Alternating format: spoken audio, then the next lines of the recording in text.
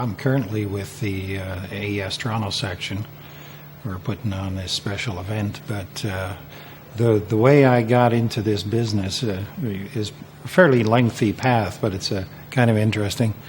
You know, I was one of those kids in high school that played in a band and wanted to do bigger and better things, and you know, my bandmates didn't want to get out of the community they were in, but I wanted to try some other things. So I'd come to Toronto on alternate weekends and you know, try to do some folk gigs or something like that and get guest sets here and there. So I got to learn about Yorkville and the Toronto community. And so that led me into deciding to move here with a couple of other musicians who were interested in getting into the Toronto market. And so I tried. My first thing was, because I was always the tech in my band, you know, I'd fix all the gear and make sure everybody got to the gig. So I figured I'd come to studios and started knocking on doors, knocked on RCA's doors, and you know, got a brief little interview at the door and said, no, we're not interested. So at any rate, so I started doing some other things in Toronto. And one day I get a phone call from one of my buddies, because I was working at a drop-in center up in North End of Toronto, and he said, we need somebody to drive truck for this gig that we're doing. And you drive truck, right? I said, yeah, sure. So I go down and I meet a bunch of people, and they're doing sound for Mariposa Festival. And so we're driving gear around, and that was my intro. So then I, you know, being the truck driver, they say, well, you know, we'll need you next week too, and that led from one to the other. So that got me into Festival Productions, and that was a sound company in the early days, and that took my career. So I started working with a lot of the people in the business in Toronto, get to meet the artists, get to meet the record company people, and all the rest of it. So that takes us substantially into getting grounded in the Toronto market. Later on, after a few years doing that, the live kind of thing, I had an opportunity to work in some manufacturing, electronics manufacturing, met Doug Elphick. Doug Elphick I already knew from Festival Productions, because he was kind of a technical go-to guy for the systems. And then, so when I was working in electronics manufacturing with Graham Newton and Brian Lowe, Brian Lowe ended up going to Manta Sound to work in the new studio that was being built at.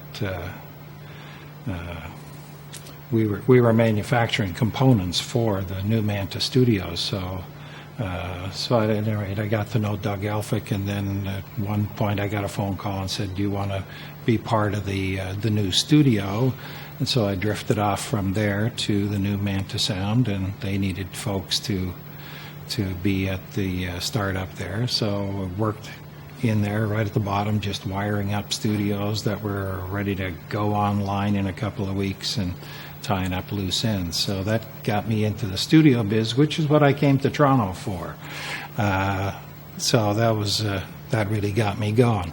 That was a great opportunity. Manta Sound was quite a large project and substantial studio, lots of new technology.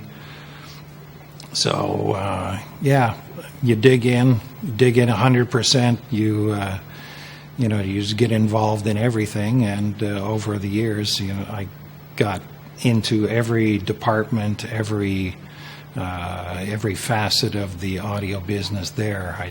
You know, first in the tech department, then you drift into assisting on some sessions, then you do some more sessions, and then you start doing some recording.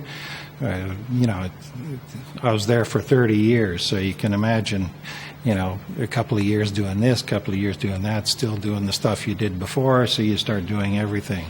I got opportunity to, when our head tech guy left, Brian went off to go to Studer I got the opportunity to kind of take care of the technical aspects on a supervisory kind of way, because our tech department had become another company. So over those years, you get into co-designing things with people. We ended up doing some speaker lines for Manta Electronics. All these things, every step, everything that you learn drifts into one other aspect of the business. So that's the way my career went. Years later, drift into management, so now we're running a couple of divisions: Manta Sound, Manta Electronics Group, Manta Video Labs, and we're expanding the business. Wherever it wants to go, we do that. In later years, we merge a couple of studios together, so now we have under our umbrella Manta and Eastern Sound that we do a merger with, and a few years later, a decade later, we combine a couple of other companies and make a very large company under Command, Post, and Transfer. Now that company is doing video production, tape-to-video transfer, the whole packaging, audio mixing for film and television. And we, in the early 2000, we start consolidating various divisions of this company group together at the location of the historic Sounds Interchange facilities. But they in the meantime had built a couple of large buildings around them, so we took over that whole complex and made a very consolidated medallion PFA, Command, Post, and Transfer from across the city, bring all those pieces in, and we got that consolidated about 2004. At that point in time, there was an opportunity to sell the whole business. Board of directors, of course, thought this was a good idea, and we sold the whole complex to Technicolor, who runs it today. So that's, at that point, I'd been vice president and sort of the guy involved in making all these consolidations work, and so that was a very interesting series of steps to get me to that point in my career. Soon after Technicolor bought it, of course, they wanted to run it more the way they wanted to run, so a few of us got to be freelance people, and so one of my old buddies from the Yorkville days and the early recording days at Manta called me out to Fanshawe College, and I've been there ever since, being the audio go-to guy for Fanshawe College and their recording program. So that rounds me out, and it keeps me busy all day, keeps me off the street, and get to do a lot of things I used to do. You get to deal with management, you get to deal with students who are at the end of the day the clients in this new venture. So it's a very exciting time. And of course, everything's going digital, everything's going controllers of audio's in computers.